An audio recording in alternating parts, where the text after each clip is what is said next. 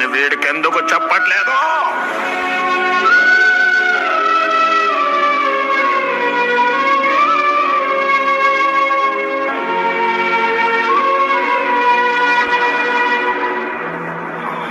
ముగ్గురా, వీళ్ళకి చిన్న ముళ్ళు గుచ్చుకుంటేనే విలవిలలాడిపోయేవాణ్ణి.